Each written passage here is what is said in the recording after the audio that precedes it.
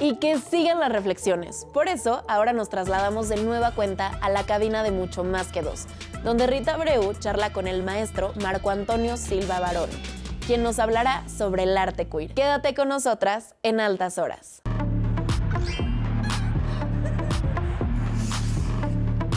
Y aquí en cabina nos tenemos un invitado que nos va a ampliar mucho más esta información, el maestro Marco Antonio Silva Barón. Él es subdirector técnico de la Coordinación Nacional de Artes Visuales del INVAL. Bienvenido, Marco Antonio, ¿cómo estás?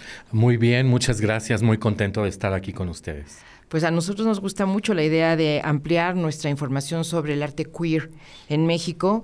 Y bueno, te doy la palabra porque tú has traído un material importante que queremos que nos compartas, por favor. De acuerdo, muchas gracias a todos tus oyentes. Bueno, creo que es muy importante en primer lugar explicar un poco, abordar sobre esta palabreja, queer, que es una palabra, es una voz inglesa que ya ha sido castellanizada por muchos autores y por muchas personas que la usan para sí mismos y la usan como tal y como suena, C-U-I-R, queer. Uh-huh. Pero bueno, hay que aclarar que en un primer término esta palabra inglesa, queer, es una palabra muy antigua que en un principio significaba de una manera más bien peyorativa, algo así como raro, inusual, extraño, excéntrico. De uh-huh. hecho, hay un dicho popular en habla inglesa que nos dice que nothing is as queer as folk. No hay nada tan extraño y tan raro como la raza. Uh-huh. Y a partir de allí tenemos un cambio semático, un desliz semático en el siglo XX para señalar de manera peyorativa a las personas homosexuales. Y así como nosotros en castellano diríamos los maricas, los maricones, las lenchas, etcétera, en la lengua inglesa de manera genérica se utilizó la palabra queer. Y era en gran medida un adjetivo que se utilizaba como una acción de borramiento social. Ahora, ¿cuándo empieza a cambiar la situación? Empieza a cambiar en el mundo anglosajón hacia los años 80, con las grandes crisis de aquel entonces, específicamente la gran crisis que pegó de manera muy dura a la comunidad heterosexual, que fue la crisis del SIDA. Hubo una serie de activistas, de creadores, de pensadores que, bueno, percibiendo esta histeria y esta homofobia casi institucionalizada debido a esta terrible crisis de salud social, moral, pues decidieron apropiarse de esta palabra, que era una palabra que denigraba, que denostaba a las personas, y darle un sentido de orgullo, un sentido para señalarse, sí, soy esto, soy una persona queer, estoy orgullosa de ello y aquí estoy y no me voy a ir. Uh-huh. Y esta palabra en el siglo XXI avanzó y se popularizó más allá del ámbito anglófono, y en la academia, en las artes y en el habla común empezó a popularizarse en otros lugares hasta que ya es prácticamente una palabra casi de uso común en, por ejemplo, en nuestro ámbito. Y si me permites, hoy la palabra queer puede significar o puede entenderse básicamente en tres formas. A ver. La primera de ellas es para describir la atracción romántica o sexual a un sujeto sin importar la identidad de género o la orientación sexual. En otro sentido, puede significar una persona cuya orientación no es heterosexual y o cuya identidad de género no es cisgénero, es decir, que no es lo que llamamos hoy heteronormativa. Y en tercer lugar, también se refiere a un sujeto cuya identidad de género no puede ser categorizada como meramente masculina o femenina. Es decir, el término queer, en tanto adjetivo, pero también como sustantivo, nos señala la diversidad sexual y sobre todo la disidencia sexual, y nos señala aquello que no intenta ceñirse ni a los paradigmas binarios hombre-mujer, ni al de heterosexual, homosexual, a ninguna dicotomía. Es decir, es la disidencia sexual. Uh-huh. Es decir, cabe todo y no hay etiquetas, más bien, ¿no? Pues por ahí va. Por ahí va. Por ahí va. Alguien que había venido por aquí también, Marco Antonio, nos dijo, en realidad queer es un paraguas, Sí. ¿no? Donde caben todas estas posibilidades de las que tú nos estás hablando, ¿no? Y el mundo se volvió más complejo, ciertamente. ¿Tú sientes, uno, que la palabra ya no tiene ninguna carga de discriminación, ninguna carga de denigración? Ya la palabra está reivindicada como el orgullo, así como tú dices, una forma de ser, una disidencia sexual que se hace ver y punto. ¿Ya crees que estamos así en este punto? Pues dependerá siempre de la intención y del usuario, de quien la utilice, ¿no? Sí. Es como un poco estas palabras que antes se utilizaban para denostar, como joto, Sí. puto, y que muchas personas dentro de la comunidad la utilizan ya de manera, pues digamos, normal, común, para referirse entre ellas. Pero si alguien la quiere utilizar o la quiere seguir utilizando de manera peyorativa o de una manera agresiva, desgraciadamente seguirá teniendo ese uso. Aunque ahora sí, por lo menos en la academia, en el lenguaje creativo, en el lenguaje artístico, yo creo que queer ya no significa o ya no debería dar una connotación negativa. Pero repito, todo dependerá de quién y qué intención tenga para ¿Con qué la utilizarla. aplica? ¿Cómo se aplica? Exactamente. Exactamente. Oye, bueno, volviendo al arte, entonces sí se podemos situar que se hace visible en los años 80. Entiendo que, por supuesto, hay expresiones de arte queer de muchos años atrás, ¿no? Bueno, sí. Yo creo que es importante hablar de algunas características, ¿no? Porque, bueno, hoy en día, lo cual es perfectamente aceptable, es común que haya corrientes que interpretan hacia el pasado o que ven esta condición queer en obras del pasado, lo cual no está mal, lo cual es una forma de interpretar al pasado, ya que toda generación tiene la obligación de formarse su propia interpretación de lo que sucedió en otros tiempos. Sin embargo, yo quisiera señalar algunos antecedentes que son como muy puntuales y que nos llevan al día de hoy para entender de una manera mucho más clara el tema del arte queer. Y claro, a modo de advertencia, siempre las clasificaciones, las compartimentalizaciones son limitantes. Son limitadas en sí mismas y son limitantes.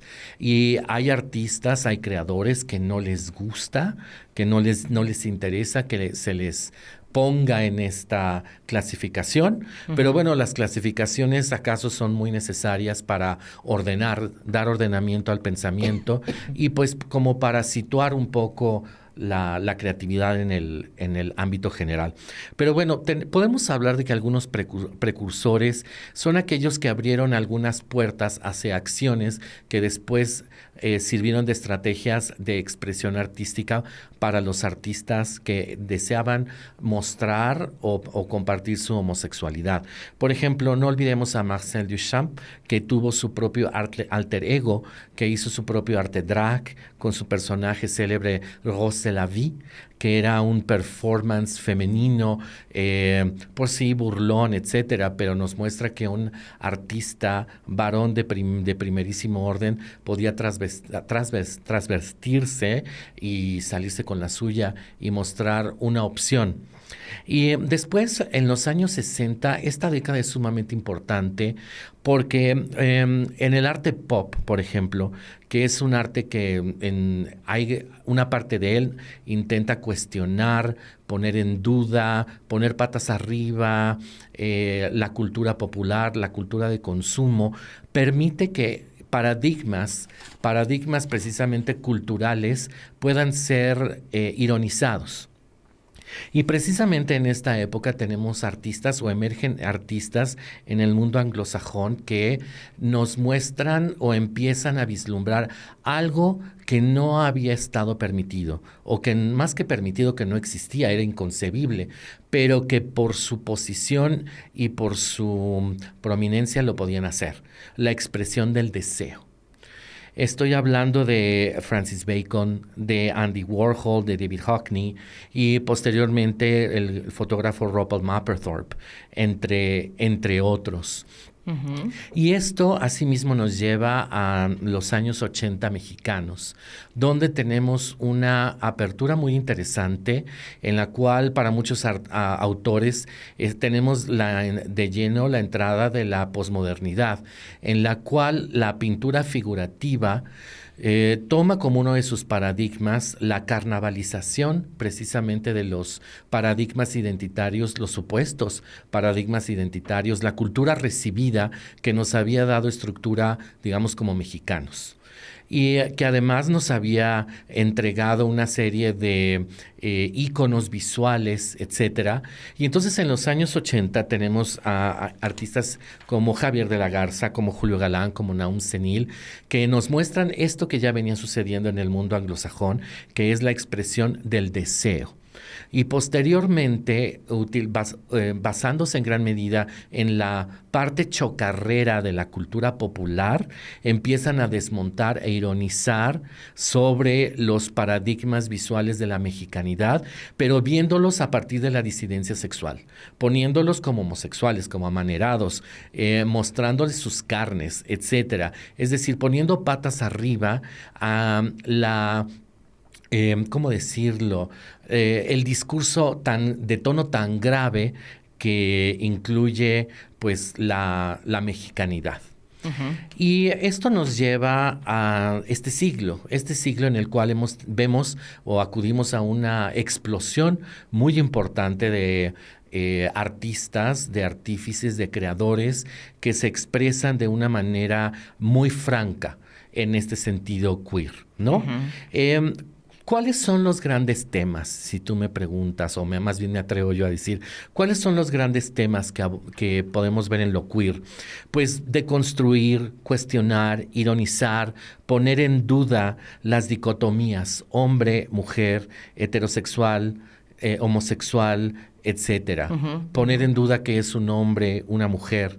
Y muy importante para... Jugar con los cuerpos, Con ¿no? los cuerpos, por supuesto. Con los rasgos. Ponerlos, estar allí, visualizar, visibilizar aquello que había sido objeto de borramiento social. Y hoy en día, en esta década en particular, es muy importante que también se entrecruzan otros temas explosivos, como son la relación los distintos problemas que conlleva raza, etnicidad, clase social. Todos esos temas para muchos artistas pues se entrecruzan o están ligados, ¿no? Sí. Íntimamente ligados con la representación queer.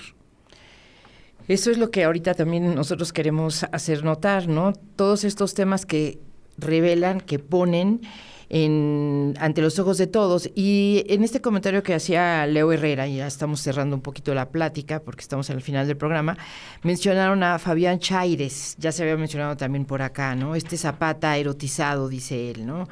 Y bueno, sí generó sus polémicas. ¿Cómo ves tú estas reacciones también? ¿Son positivas las reacciones en un momento dado?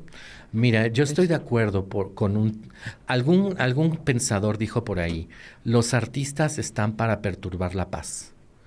Yo creo que es muy importante que los artistas participen de esta desestabilización de los paradigmas que parecen inamovibles. Por supuesto que hay quienes se sintieron ofendidos y están en su derecho, por supuesto. Pero la línea roja es intentar censurar, destruir, amenazar o denostar a quien expresa su derecho constitucional de decir lo que quiera y como quiera. Así es. Entonces, bueno, pues una sociedad debe tener este diálogo.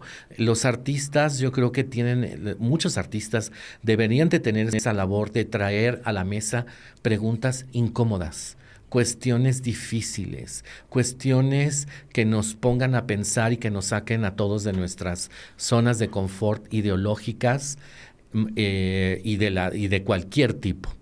Y bueno, por supuesto está Fabián Chaire se convirtió, bueno, pues en un ejemplo muy importante de ello, pero por supuesto que tenemos otras artistas, otros artífices en las artes plásticas. Puedo mencionar entre los varones a Juanjo Sáenz, a Claudio Castillero, a Marco Yol, a Lagartier, a Nelson Morales, Andrés Juárez, y entre las mujeres a Zule Camarena, a Lila Jamieson, a Frida Toranzo Jäger o a Concepción Reséndiz, artífices que, bueno, yo los invito a que ustedes busquen su obra. Hoy el gran escenario del arte queer pues son las redes sociales. Afortunadamente allí podemos conocerlos y podemos verlos y algunos de ellos afortunadamente llegan a las galerías y a los espacios de exhibición. A Bellas Artes también. A Bellas Artes. Y bueno, les quiero recordar que en el mes del orgullo, ya muy pronto en junio, una importante cantidad de museos y espacios del IMBAL van a tener actividades muy importantes referentes al orgullo gay, por lo que los invito a que consulten la cartelera del IMBAL. Muchísimas gracias. Vamos a tomar muy en cuenta esta invitación y además también tú considera también este espacio propio para poder seguir hablando de esto y mostrarnos también quiénes son, qué temas abordan, y ya nos dijiste tú que no solamente su cuerpo y su propio entorno, también están otros temas que tienen que ver con etnicidad, decías, con otros tópicos que también ahí están. Y yo creo que lo más interesante también de este arte, Marco Antonio, es que pues desmonta algo que siempre hemos creído falsamente, ¿no? Que esta manera de ser hombre o de ser mujer es única. O sea, es que nunca ha sido así tampoco. No, precisamente la teoría queer lo que hace también es liberarnos. Exacto. Liberarnos de paradigmas heredados y que a veces funcionan más como una camisa de fuerza que como una manera de entender el mundo. Nos encanta esta charla. Muchísimas gracias por pasarte por aquí, maestro Marco Antonio Silva Barón, subdirector técnico de la Coordinación Nacional de Artes Visuales del IMBAL. Entonces, atención a lo que va a pasar en estos espacios, en estas salas, museos del IMBAL, con respecto al mes del orgullo. Exactamente. Gracias por tu visita. Encantado. Muchísimas gracias. Y bueno, a los que quieren seguir precisamente como que entendiendo un mundo que está un poco de cabeza, aquí está El amor en los tiempos del like, este libro que ya te está esperando para tenerlo, que tú lo tengas en tus manos y ahí lo ojees, lo veas, cuestiones. Yo creo que sí, vámonos también con la idea, como nos está comentando nuestro invitado, que el mundo sí debe estar de cabeza, sí de repente lo que vale la pena es reinventarlo, rehacerlo, cuestionarnos, porque si no, la verdad, qué aburrido.